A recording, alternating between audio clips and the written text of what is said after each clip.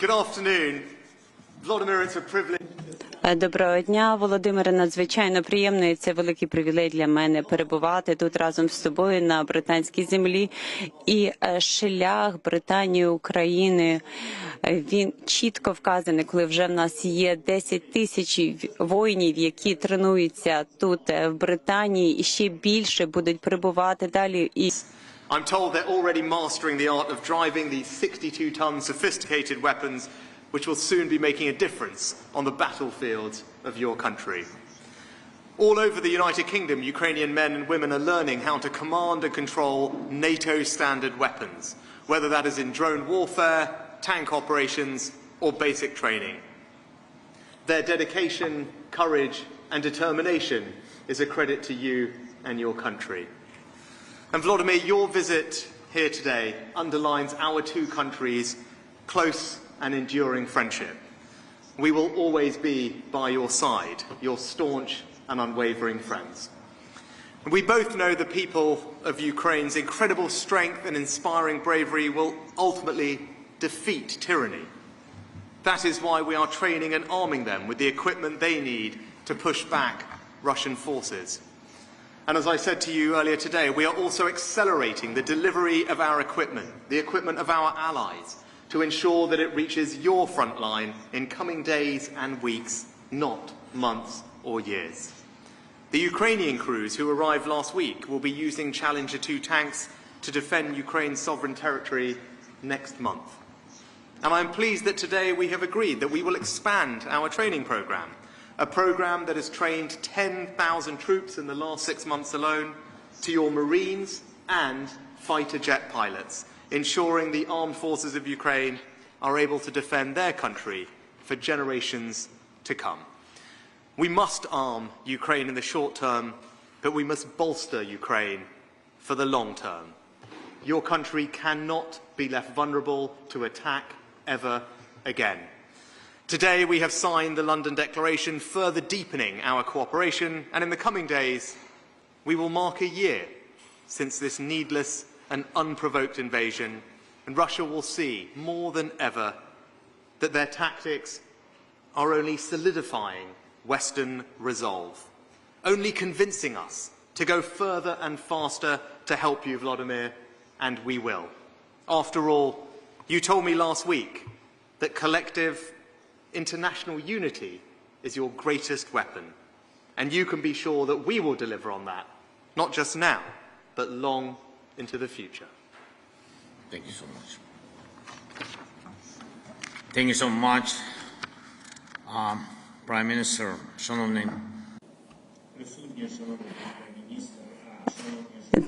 The dear Prime Minister, dear journalists, dear participants, all the British. Today, together with Mr. Prime Minister, we are putting the final touches on our negotiations. And this is exactly here on this military base where our Ukrainian warriors are undergoing their training. And we began this day with some defense issues together with Rishi. And then obviously we also continue discussing these defense issues in my address to the British Parliament. And we are closing this day again with the defense issues. We have a very strong defense package from Great Britain. We've already received some significant number of armored vehicles, and we've agreed on the longer range missiles and also the training of our warriors with regards to managing the unmanned vehicles. And I believe that together we will cover this difficult path to our common victory. And of course, today I'm not able to share with you all of the details what we've been talking about and how it is specifically we're going to strengthen Ukraine. However, I would like to say that this day has become very fruitful, and I'm grateful to Prime Minister for understanding our needs and for his helpful advice and for the decisions that are truly helping our Ukrainian warriors to become stronger. I'm also grateful to His Majesty for the opportunity to have a meeting and conversation with him. And I'm grateful to all of the members of the British Parliament who today, during my address, clearly showed that Great Britain will never betray their brave spirit. I'm also grateful to everyone in the United Kingdom who was today standing with Ukrainian flags in London, and we saw that, we noticed as we were passing by, and thank you for your support. And today it is very clear that we are standing together with Great Britain.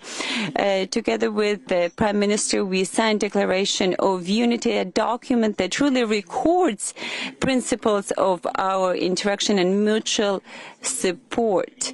And this is truly a new level of our relations. We also emphasized the achieved level of support, whether it's in security, sanctions, political and economical cooperation, something that truly strengthens our both countries. We've also discussed our position on the international platform.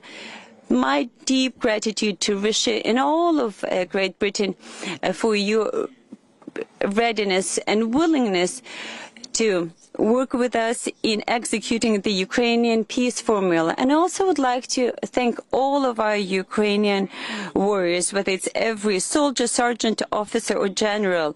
Our state is doing and will be doing to make sure that on the front line we have everything in the maximum that's owned by other leading countries. Ukraine will be among those countries who has everything to defend their people. Glory to everyone fighting for Ukraine. Many thanks to everyone who helps Ukraine. Again, thank you, Rishi. Thank you to all the people in Great Britain. Thank you for all these 350 days of unity. Glory to Ukraine.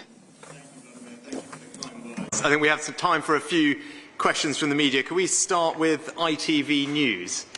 Is there someone here? Hello, Rohit Khatri from ITV. Mr. President, first of all, you've made a broad and emotional appeal today for further support. But I think a lot of British people want to know some of the specifics. For example, when do you believe this Russian offensive will happen? How many fighter jets do you need? When do you need them? And what happens if you don't get them? And to you, Mr. Prime Minister, you seem to be inching towards a position of being able to provide fighter jets towards for the Ukrainians. Can you offer absolute clarity here and now? Will they get them? And if so, when? Thanks, Rohit, for the question. Why don't I start, and then I'll do that, Volodymyr. So, look, first of all, we've been very clear, and we've been clear for a long time, that when it comes to the provision of military assistance to Ukraine, nothing is off the table. And that's because we're determined to ensure that Volodymyr, the President, and his people can be victorious against Russian aggression. And we've backed up that rhetoric with action. Last year, behind the United States, we were the single largest donor of military equipment to Ukraine, and we said that we would match or exceed that amount, almost £2.5 billion again this year. And you saw when it came to the provision of main battle tanks. We were the first G7 nation. I announced that weeks ago, something that the President and I had discussed previously. It was important in order to ensure that Ukraine could make progress on the battlefield. And I think we helped lead an international conversation which led to many other countries following us and providing main battle tanks to Ukraine. So when it comes to fighter combat aircraft, of course, they are part of the conversation. Indeed, we've been discussing that today and have been previously. And that's why we've announced today that we will be training Ukrainian Air Force on NATO standard platforms. Because the first step in being able to provide advanced aircraft is to have soldiers or aviators that are capable of using them. That is a process that takes some time. We've started that process today. That's because we're keen to support the President and his country in delivering a victory, and nothing is off the table, and our leadership on this issue is something that we all collectively should be very proud of, and I know that the President is grateful for. Дуже дякую. Well, thank you. Thank you very much. Thank you for your question.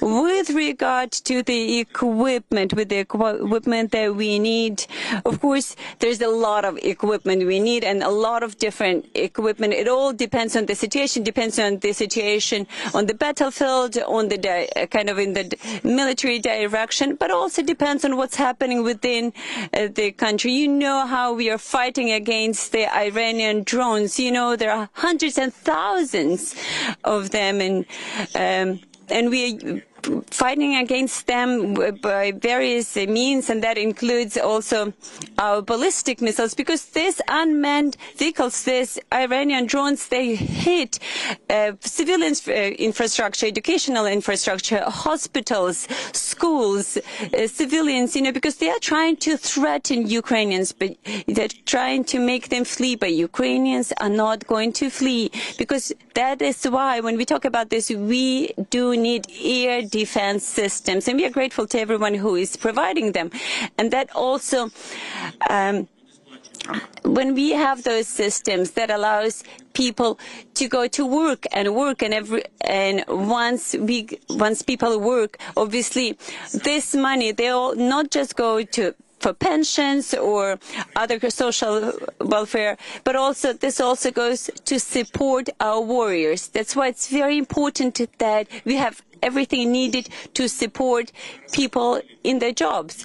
And when we talk about the battlefield, what are our priorities? Of course, armored vehicles. You know, we know that our enemy has got thousands units of armored vehicles, you know, back from the Soviet Union heritage. And of course, NATO armored vehicles, they are the best, and yet there are only few of them, you know. When you only have 10 NATO armored vehicles against 1,000 of Soviet armored vehicles, well, what are the chances, you know? And we have no way out. We have to stand firm. We need armored vehicles, we need tankers, we need fighter jets, and obviously we've spent a lot of time talking about this together, and you've just heard what Mr. Prime Minister has already mentioned. And even today and tomorrow we will be meeting with the EU leaders and discussing these issues, and also longer range missiles. That's our priority, and I'm very grateful that Britain has finally heard us in that regard, and I do hope that other countries will also hear us when it comes to longer range missiles, you know, because we do need to push back the Russians so people can just live. And as to the offensive, you know, what can I say? Frankly, we live in the state of war. What can I say here? We cannot be just thinking about the offensive. The offensive has never happened, you know, it's just been a different kind of intensity. So all we need to think is that let us make Russians think about Ukrainian counteroffensive, okay? They need to be thinking about this. They need to be thinking how they should be leaving our territory. That's all I would like to share with you. Thank you. Thank you, Volodymyr. Next, can I call on BBC Ukraine?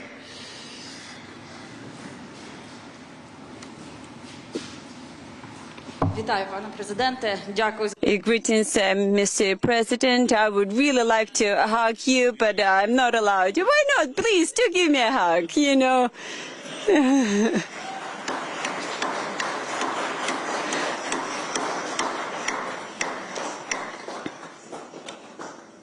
Security. My question is to you, Mr. Sunak. You know that Ukrainian soldiers, they are dying every day. Don't you think that that decision about warplanes is taking too long? And and the other question is, what are your steps to clear the reputation of London as a city that is still laundering Russian money? Thank you. So I think you heard from the President's previous answer, Natalia, about the very immediate needs, and that's air defence and long-range missiles. And that's the conversation that we've been having most recently about how can we provide air defence to protect the Ukrainian population. That has been the thing that we've talked about probably most in all of our conversations, which is why we've provided thousands of surface-to-air missiles and air defence systems, and will continue to do so, and more are coming over the next few weeks. And as the President said, probably the most crucial capability right here and now is main battle tanks, which we led on, but also those long-range missiles. I think that and all the talking that we've done and the planning for how we can have decisive victory on the battlefield and make progress, it requires long-range missiles, which currently the range is not there. And again, that's the conversation that we've been having, and again, we hope that Britain can lead. But when it comes to protecting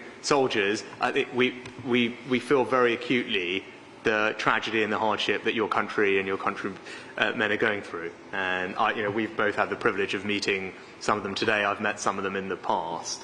And their bravery is inspiring. It's awe-inspiring to see, as I have, the ordinary citizens, young men and women who are fighting to defend their country and being trained to do so here. And they go with not just our wishes and our training, but they go with our full support, with all the equipment that we can continue to provide them, and will continue to do so. But rest assured, we are here with you, with your people, and continue to provide you with whatever we can to ensure their safety and indeed their success.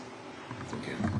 And with regard to sanctions, I think as you saw at the beginning of this conflict, I used to be the finance minister, and we put in place, the President talked about it earlier today, probably the most extensive and forward-leaning sanctions package of any country at the beginning of this conflict, to demonstrate very clearly that Russia's aggression was unacceptable and we would punish them in every which way we could.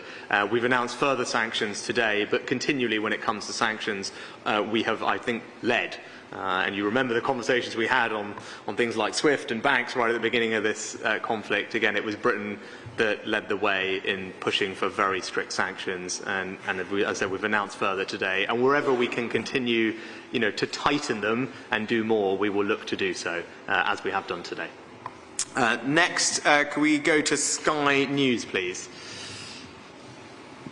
Thank you. Dominic Waghorn, Sky News. Prime Minister, if I could ask you first of all, there does seem to have been a lag between Ukraine asking for more sophisticated weaponry and it eventually being given. They asked for more advanced artillery.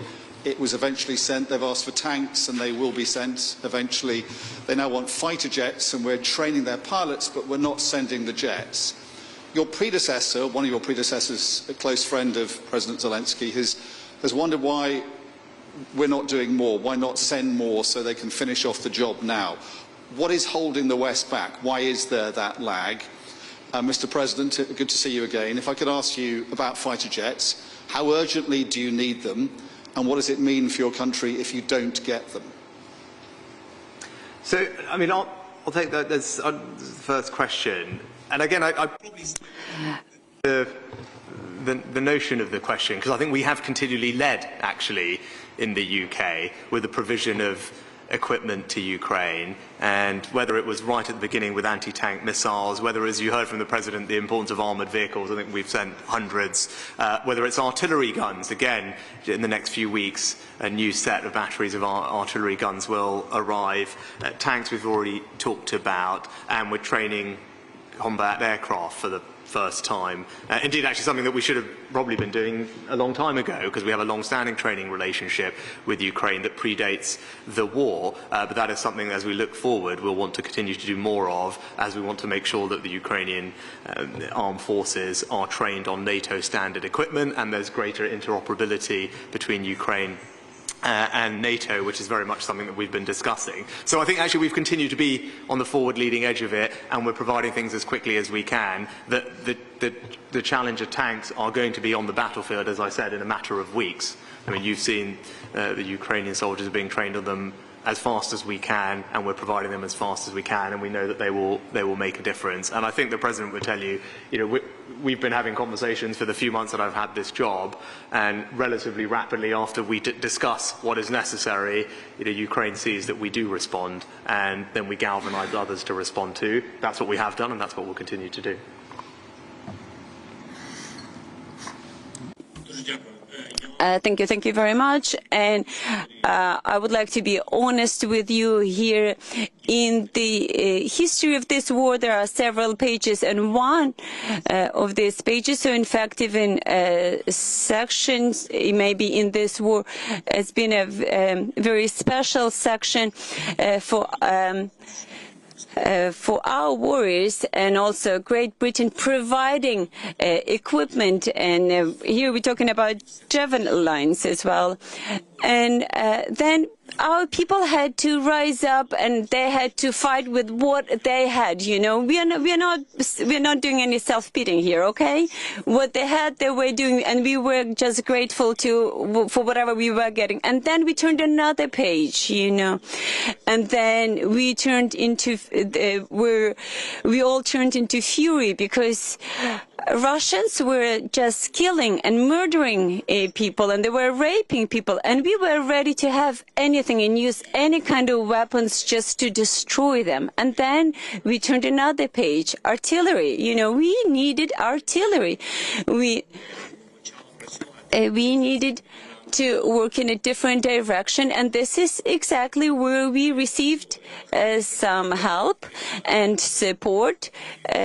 For example, in certain places, obviously Great Britain helped us a lot, but when it comes to HIMARS, we got a lot of help from the US, and we are really grateful to them for this page in the history of war. I think it's very important to understand that Russia has no pity for their own people. They just keep on throwing their people into the battlefield. You know, we have pity, and we protect our people. We would not throw them just onto the battlefield. We needed to prepare them. And that kind of marked a different stage in the war. And now we've come to kind of this stagnation phase. You've just asked me what would happen if we don't get this fighter jets or longer range missiles, or we don't have enough ammunition, or because everything obviously is, you know, running out and coming out of maintenance. Or if you don't have this 185 artillery, you know, there will be stagnation. These people will be coming and be living on our territory, and this will pose great risk to all of the world, because they've captured a nuclear station, and they just live there, you know. And this kind of risk will be everywhere, because they are terrorists. And so without the weapons that we are discussing now, and the weapons that we just discussed with Rishi earlier today, and how Britain is going to help us, you know, all of this is very important. Without this, there will be stagnation, which will not bring to anything good. Thank you. Next, we have Inter.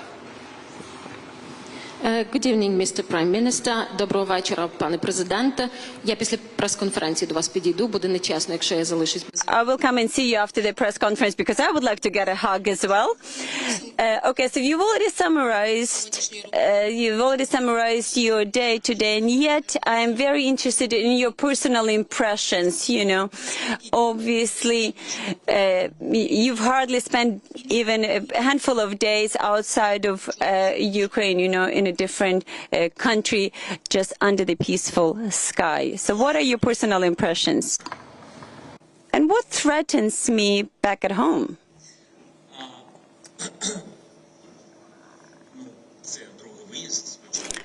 You know, yes, this is my second visit outside of Ukraine after the beginning of the Russian invasion. And you know what? I had to do two important things.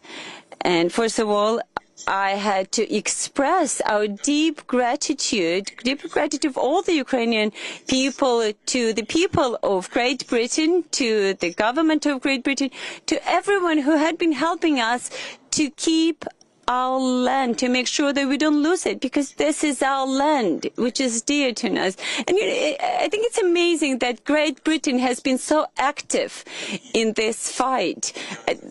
And truly, I am grateful we should not be forgetting everything what we've gone through all of these months. At any point, we could have lost our independence, and yet,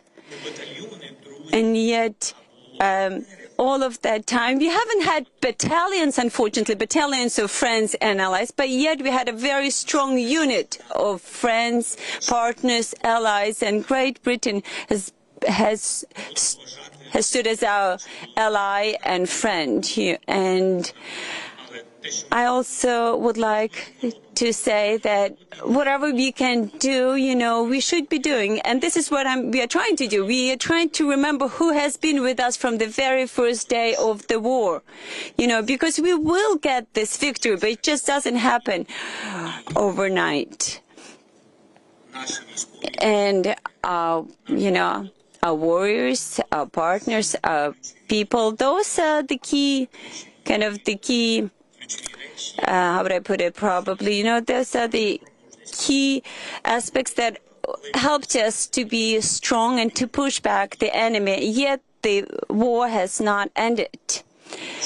And then there is another reason why I'm here with this visit, and that's the heavy artillery. And that's why I'm here, I'm here again. We have to do what we can do. We have to come and we talk. We have to talk openly. We have to be frank. I'm the president of the country which is fighting now for the independence. And that's why I have to do everything possible to make sure that our partners give everything they can to strengthen us on the battlefield. So those are just two reasons, gratitude and weapons. Although, yes, London is a very beautiful city. It's a shame I don't have time for this. Thank you, right. And lastly, Harry, the Sun. Thank you, Prime Minister. You say that Britain led the world rightly on training Ukrainian troops, on providing arms, and you yourself on tanks. But there does seem to be a reticence to break ranks with the Western allies on jets. Are you personally willing, as Prime Minister, if you can, to send Ukraine some of our Typhoon fleet? And, Mr. President, on behalf of millions of Sun readers, I'd just like to say welcome and Slava Ukraini.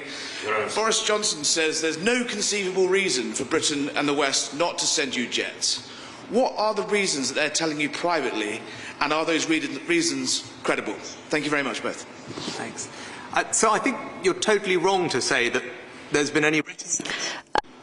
Actually, we were the first G7 country to provide main battle tanks. We were also the first country to provide serious arms to Ukraine at the beginning, and we have genuinely led other countries, and that's something we should all be very proud of. And when it comes to the quantum of our support, second only to the United States last year, and again a commitment to provide the same or more this year. And then there's also, as well as the things that we provide, there's also and I think the President would attest to this, the very close cooperation and engagement between our teams as to how that Ukraine can be successful with all the support and training as you're seeing here, but also the help that we provide across the board. So I don't think there's been any reticence at all, actually, and we've probably been the most forward-leaning country in trying to bring about a Ukrainian victory in this conflict. And that's why, as Prime Minister, we decided to change our strategy to accelerate and intensify the amount of support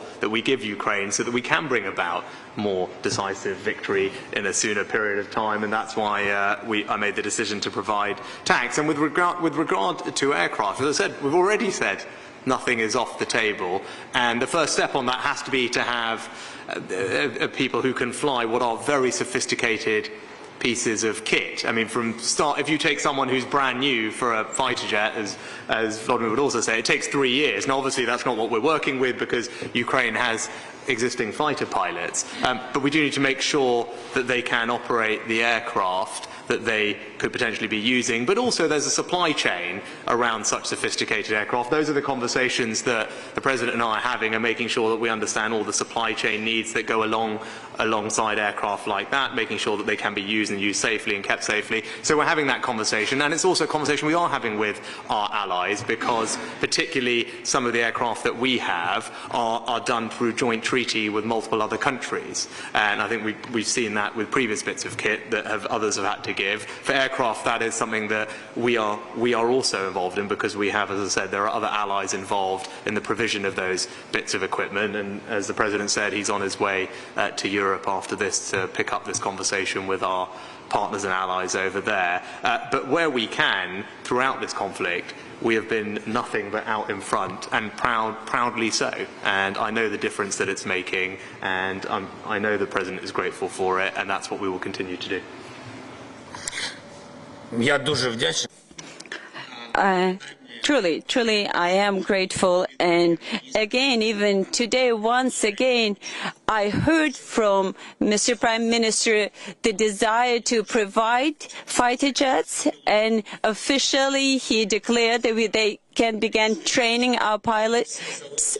And again, also, when it comes to typhoons, not everything depends just on the decision of Great Britain. And I will be working in that direction because, again, this is how we are changing and how we have been able to change many things.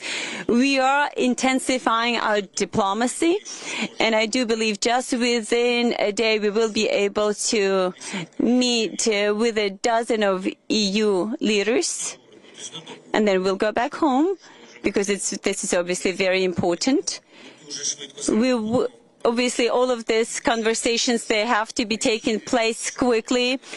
And again, when it comes to typhoon, I didn't even know that it takes 3 years to train a pilot like that. Come on, we will be sending you pilots who've already trained for 2.5 years. Thank you. And I think on that point, another example of it is the conversation we're having on long-range missiles, where again, the conversation that we're having is one that is, I think, out in front of other allies about making sure Ukraine has the longer-range capabilities that it needs at this phase of the battle. And that's a very productive conversation that we're having today as well. Good. Fantastic. Well, thank you very much for your questions. Thank you, Rishi.